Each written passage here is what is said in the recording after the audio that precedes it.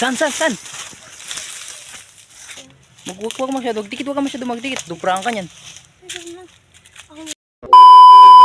So what's up guys? So dito pala kami ngayon sa likod lang ng bahay namin. So pupuntahan namin dito yung cobra kasi nung nakaraang gabi so dito pumunta nakaraan yung cobra na ano. King cobra na Jod. So yan pala nakakita siya. Yung pinsan ko. Oh. So muntik daw siya matuklaw nakaraan. So kaya titingnan namin kung nandito pa siya.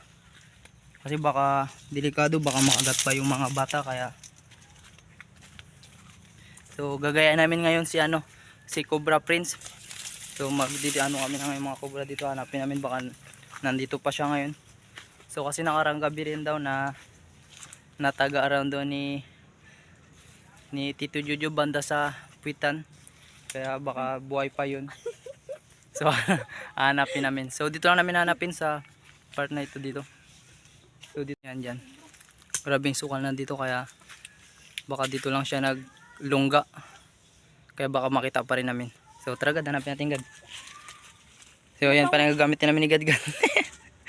Kaya dapat siya matanda eh. Oh. Oh. May awak siya. Ano, tara. Tara Gad, ingat ka lang Gad ah.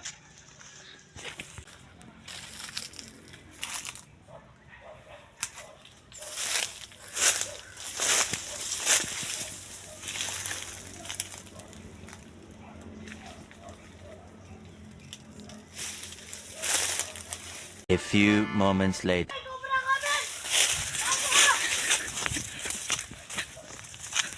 Saan? Dun.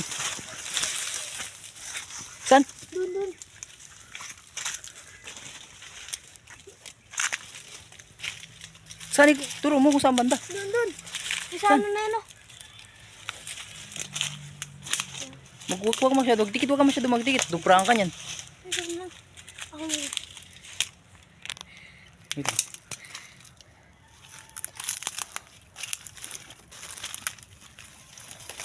Saan banda?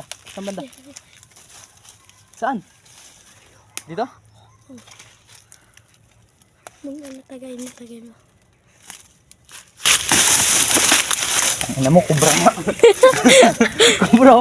Ano ka nasisira, ulo?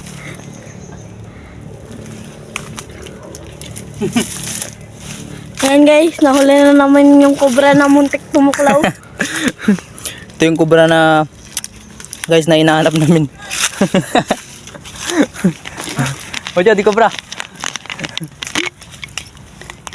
So guys, yung pala yung kubra na sabi namin. So prank lang yung ginawa namin na yun.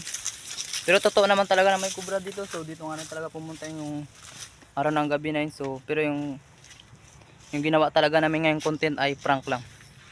So kita-kits tayo sa next na video.